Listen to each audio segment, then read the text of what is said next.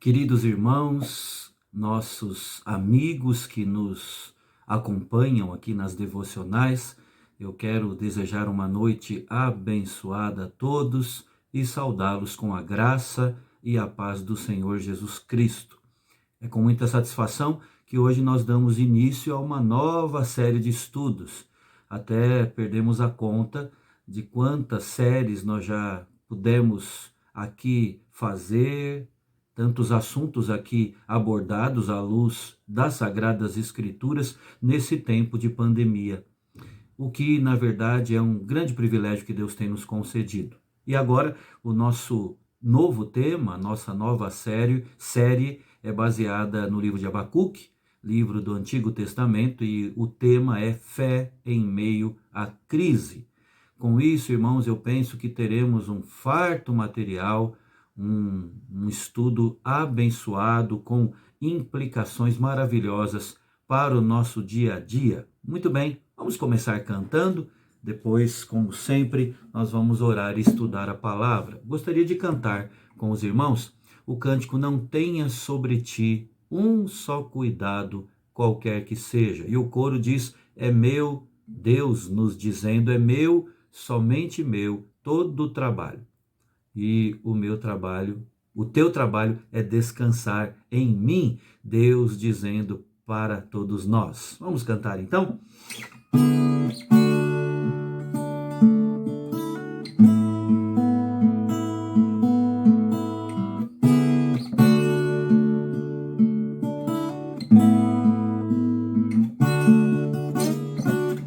Não tenha sobre ti um só cuidado, qualquer que seja, pois somente seria muito para ti. É meu, somente meu, todo trabalho, e o teu trabalho é descansar em mim. É meu, somente meu, todo trabalho, e o teu trabalho é descansar em mim.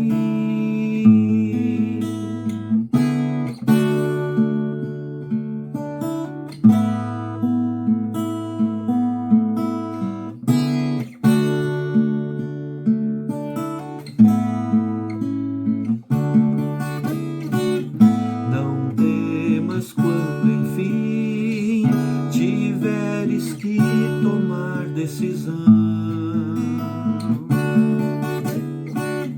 Entrega tudo a mim, confia de todo o coração.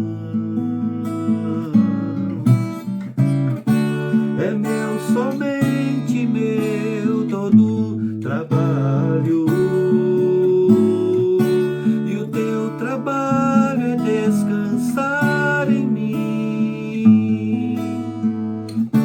É meu, somente meu, todo trabalho, e o teu trabalho é descansar em mim. Amém.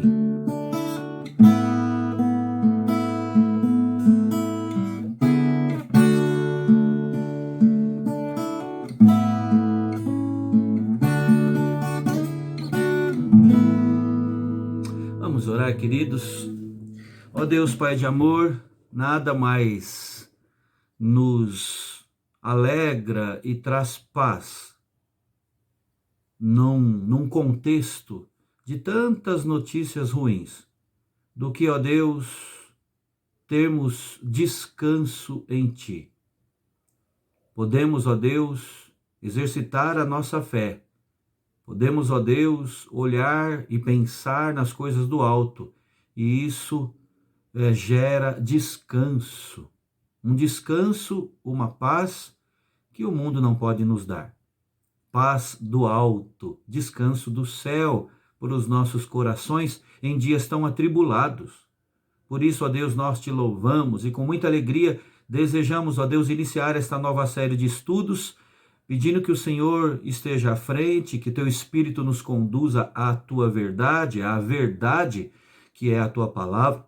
E assim, ó Deus, nós possamos ter luz nos nossos caminhos, nestes dias de trevas. Abençoe, ó Deus, cada família, abençoe cada pessoa, cada homem, cada mulher, cada jovem, cada adulto, cada adolescente, ó Deus, cada criança, ó Deus, que está aqui conectada, acompanhando, ó Deus, os nossos estudos. Alcance a cada um, nós te rogamos. Esteja dando, ó Deus, o direcionamento que, quem sabe, precisamos. Esteja, ó Deus, nos tomando pela mão, literalmente, e nos conduzindo nesses dias difíceis. Agora, ó Deus, mais uma vez te pedimos, fale aos nossos corações. É a nossa oração em nome de Jesus. Amém. Amém. Muito bem, meus queridos, vamos então agora estudar ou iniciar o estudo no livro do profeta Abacuque. Abra sua Bíblia lá. Livro do profeta Abacuque, já no final do Velho Testamento. E eu gostaria de ler com os irmãos hoje, no capítulo 1, os primeiros 4 versos, 4 versículos. Abacuque 1, de 1 a 4. O texto sagrado, a palavra de Deus para nós diz assim: sentença revelada ao profeta Abacuque. Até quando, Senhor, clamarei eu e tu não me escutarás? Gritar-te-ei violência e não salvarás? Por que me mostras a iniquidade e me fazes ver a opressão? Pois a destruição e a violência estão diante de mim. Há contendas e o litígio se suscita. Por esta causa a lei se afrouxa e a justiça nunca se manifesta. Porque o perverso cerca o justo, a justiça é torcida. Meus irmãos, o profeta Abacuque trata neste livro sagrado, livro das Escrituras, sobre um dos temas mais difíceis para a humanidade. Em todos os tempos foi assim, continua sendo. Por que há tanta opressão? Por que existe tanta injustiça? Por que é que os homens maus prosperam? Por que é que a maldade parece que cresce? Por que é que os justos, os homens justos, sofrem e os juízes julgam errado? Por que tantas vezes parece que nesse cenário e nesse contexto Deus não faz nada? Por que parece que Deus está inativo? Por que Deus não dá um basta nisso tudo, nessa sujeira toda? Por que então? Tantos porquês, não é? Por quê? Esse era o drama, essa era a inquietação do profeta Abacuque. Abacuque olhou para a violência, para a injustiça, para a maldade do mundo e clamou a Deus dizendo: por que o Senhor está me mostrando tudo isso? Por que eu enxergo tudo isso? Por que tanta destruição, violência? E por que tanta contenda? O litígio campeia. No entanto, irmãos, nós não temos aqui no livro do profeta Abacuque apenas um profeta questionando a Deus, mas temos também alguém que recebeu respostas às suas perguntas no momento, na hora que Deus quis responder e do jeito que Deus quis responder. As respostas dadas pelo Criador do universo são aqui cuidadosamente registradas neste livro. Convém até já me adiantar aqui e dizer que a resposta não veio no tempo que o profeta queria, a resposta não veio da maneira que ele queria. A resposta dada aos seus olhos tardiamente o deixou ainda mais perplexo. Essa é a realidade. Nós, pela graça de Deus, estudaremos isso, veremos isso. Mas Deus respondeu. Ao contrário dos outros profetas que proclamaram a mensagem de Deus ao povo, Abacuque dialogou com Deus a respeito do povo. É interessante isso, a maioria dos profetas do Antigo Testamento transmitiu o que Deus queria ao seu povo, né? Proclamou o juízo de Deus, levou a palavra de Deus ao povo. No entanto, Abacuque conversou com Deus sobre o povo. E mais que isso, Abacuque pediu o julgamento de Deus sobre o seu povo. Em contraste, então, com a conduta típica dos profetas de Israel, esse livro registra um diálogo entre um profeta perplexo, inquieto, ou seja, cheio de perguntas, e o seu Criador. Abacuque escreveu uma mensagem incomum de esperança, de encorajamento ao povo de Deus. Apesar da confusão, fruto do pecado correndo solto, um encontro com Deus pode transformar as dúvidas em devoção e toda a confusão em confiança. É o medo se transformando em fé, é o temor e o terror mudando para confiança. Como disse Martin Lloyd Jones, este livro sagrado caminha do temor à fé. Muito bem, posto isso, nós podemos falar um pouco aqui agora de como o livro começa e de como esse livro termina, né? Um livro pequeno, 3 capítulos apenas, e você pode notar que após afirmar que se trata de uma sentença de Deus, era um peso, não é? Um fardo que Deus estava revelando ao povo através do profeta Abacuque, o que temos logo de início é uma interrogação. Vejam aí, o profeta pergunta: até quando? Verso 2. Ele pergunta: por quê? Verso 3. Agora, vejam como essa profecia termina, né? Termina com uma expressão de fé e de confiança e de convicção. É só irmos até o capítulo 3, veja lá, os versos 17 a 19, que eu quero ler aqui. Ainda que a figueira não floresça, nem haja fruto na vide, o produto da oliveira minta, e os campos não produzam mantimento, as ovelhas sejam arrebatadas do aprisco, e nos currais não haja gado. Todavia, eu me alegro no Senhor, exulto no Deus da minha salvação. O Senhor Deus é a minha fortaleza, e faz os meus pés como os da corça, e me faz andar altaneiramente. Ao mestre de canto, para instrumentos de cordas. E vamos lembrar aqui, irmãos, talvez você já tenha ouvido sobre isso, essa expressão foi traduzida como se fosse uma possibilidade, né? Ainda que a figueira não floresça, ainda que não haja fruto na vide, como sendo uma possibilidade. Na verdade, o sentido do texto hebraico, o original do texto bíblico, apontava para uma situação já presente na vida do profeta. Ou seja, era para ser traduzido: olha, a figueira não floresce mais, não está havendo fruto na vide, o produto da oliveira não existe também, os campos não estão produzindo mantimento, as ovelhas foram já arrebatadas do aprisco, nos currais nós não temos mais gado. Todavia, eu me alegro no Senhor. É esse o sentido aqui. E o que eu quero dizer, então, irmãos, é que há uma diferença gritante, há um contraste entre a maneira como o livro começa e o livro termina, né? Apesar do pecado, da injustiça, da violência, da corrupção, apesar do cenário tenebroso da sociedade em que vivia, o profeta termina o seu livro firmando a alegria no Deus da sua salvação e em nada mais, em nenhum outro. Termina com a compreensão de quem está no controle, o Deus da sua salvação. Então, eu quero encorajá-lo com isso, aqui no nosso primeiro estudo, introdução à mensagem do livro de Abacuque. Quero encorajá-lo a participar dos nossos estudos aqui nesse livro, pensando nessas coisas. Nós podemos ter dúvidas, nós podemos sentir medo, mas em Cristo, firmados no Senhor e na palavra do Senhor, as dúvidas podem ser transformadas, podem ser mudadas. O temor dando lugar à fé, a dúvida gerando devoção, a confusão instalada se transformando em paz. Aliás, nós vimos agora que o profeta Abacuque começou o livro fazendo perguntas, né? E eu quero começar fazendo perguntas a você. Você alguma vez já sentiu que que o modo de Deus agir não faz nenhum sentido? Que a maneira com que Deus conduz as situações é difícil de engolir?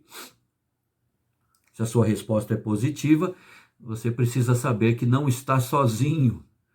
Você não é o único. Séculos antes de Cristo andar pelas ruas de Jerusalém, e muito tempo atrás, em relação a nós hoje, um antigo profeta de Deus olhou para o que estava acontecendo ao seu redor, para a violência, para a maldade do seu mundo, e ele clamou a Deus. Nós não lemos aqui no princípio, né? Lemos apenas os 4 versos, mas olha o que ele diz no versículo 13, Abacuque 1, 13. Ele diz assim: tu és tão puro de olhos que não podes ver o mal e a opressão não podes contemplar.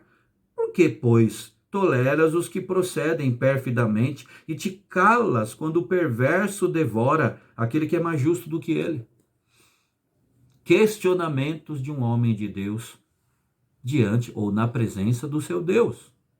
Van Groningen chama Abacuque de o profeta filósofo, porque a profecia de Abacuque expressa a preocupação a respeito do problema da maldade amplamente espalhada ali entre a nação de Judá, ali em Jerusalém, bem como também com a aparente falta de preocupação do Senhor. Então, eram essas duas visões de Abacuque, né?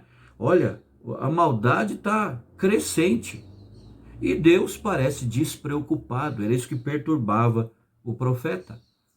Quando, no entanto, ele é informado do plano de Deus de usar os babilônios mais ímpios, mais maldosos ainda que o seu próprio povo, como uma vara de julgamento para ajudar, quando isso foi entendido e assimilado pelo profeta, os problemas aumentaram, né?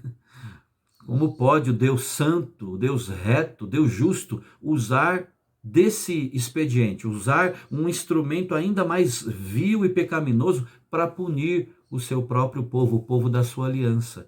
E o profeta ficou sem entender. Para Walter Kaiser, a maioria das pessoas, até mesmo na Bíblia, ansiava pelo mesmo privilégio de Abacuque, o privilégio de discutir com Deus, de questionar a forma como ele realiza todas as coisas e de buscar uma explicação de Deus para os seus caminhos. E ele diz que a maioria buscou sempre isso, mas não teve essa oportunidade. Abacuque, sim, Abacuque teve. O que Abacuque registrou é algo extraordinário, irmãos. E é algo muito corajoso mesmo, né? O que Abacuque registrou é um verdadeiro diálogo entre ele criticando a maneira de Deus agir e a injustiça do mundo, e Deus lhe respondendo. Aliás, Deus por 2 vezes respondeu a Abacuque, está aqui registrado no livro. Interessante, irmãos, observar que, como nós já vimos, os profetas falavam em nome de Deus aos homens. Abacuque aqui, ele discute com Deus, até num certo tipo de censura, num tom de censura, sobre o método divino em relação aos homens. O método de Deus incomodava, gerava incômodo na mente e no coração de Abacuque. Então, em essência, como diz Martin Lloyd Jones, tudo quanto causava ansiedade ao profeta é exatamente o que preocupa tantas pessoas hoje. Pode ser eu, pode ser você. Quando nós tentamos relacionar o que nós observamos com o ensino da Bíblia, especialmente, irmãos, com o ensino sobre o ser de Deus, sobre o caráter de Deus. O profeta Abacuque entrou em crise quando as suas orações deixaram de ser atendidas no tempo desejado por ele, e quando Deus respondeu a elas de uma maneira impensável, inimaginável. Nós jamais devemos esquecer que os caminhos de Deus não são os nossos caminhos, não é? A maneira de Deus agir é muitas vezes incompreensível. No entanto, irmãos, ao lermos o livro do profeta Abacuque, é possível nós observarmos que o profeta aprendeu uma importante lição aqui. Talvez ele nem sempre entendesse os caminhos de Deus, mas ele continuava crendo.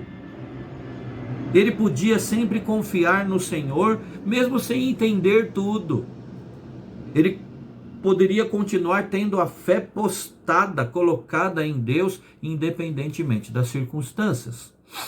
Mas muito bem, Algumas informações aqui que são importantes nessa nossa largada, nessa nossa introdução à mensagem desse livro. Sobre o autor, não há muito o que dizer sobre Abacuque, né?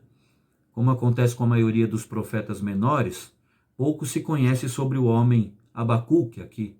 Ele não é mencionado em nenhum outro lugar na Bíblia. Isso é interessante. Sobre a família de Abacuque, nada sabemos também sobre a família dele. Nada sabemos além disso sobre a procedência dele, sobre a posição social de Abacuque. Ele é simplesmente um profeta que recebe uma sentença de Deus e a transmite. Mas nós não sabemos quem eram seus pais, não sabemos em que reinado, ou seja, de quais reis de Judá ele ministrou. Sobre o nome Abacuque, um nome incomum, né? Para grande parte dos estudiosos, o nome Abacuque vem do verbo hebraico rabak, que significa abraçar. Para Lutero, Martinho Lutero, o nome Abacuque significa abraçado, aquele que abraça, ou aquele que toma em seus braços. Para Jerônimo, o tradutor da Vulgata Latina, o nome Abacuque significa abraço, mas um abraço de luta. Seria assim, porque ele lutou com Deus, né, ao expor diante dele os seus questionamentos. Mais recentemente até, irmãos, a palavra Abacuque, o nome Abacuque foi encontrado na literatura ali dos textos da Mesopotâmia, e talvez indicando que era o nome de uma planta ali, e alguns estudiosos, por isso, afirmam que o nome do profeta mostra a influência da Babilônia, da Assíria sobre os israelitas, não sabemos ao certo. Além disso, tem sido sugerido pela tradição rabínica que Abacuque era o filho da mulher sunamita. Você se lembra desse texto e dessa história? Está ali mencionado no segundo livro dos Reis, capítulo 4. Óbvio que aqui nós não vamos ter tempo de explicar sobre o que está ali relatado, mas depois é importante, interessante que você abra, leia, segundo livro dos Reis, capítulo 4, menciona ali a mulher sunamita, fala do filho da mulher sunamita. E você se lembra, deve se lembrar pelo menos, que Eliseu restaurou a vida dele, né? Isso é interessante, irmãos, porque o nome de Abacuque, que significa, como vimos, abraçado ou abraçar, pode ter ligação com as palavras de Eliseu para a sunamita. Segundo Reis 4,16, diz assim que por este tempo, daqui a um ano, abraçarás um filho. Profeta Eliseu se dirigindo à mulher sunamita. Por este tempo, daqui a um ano, abraçarás a um filho.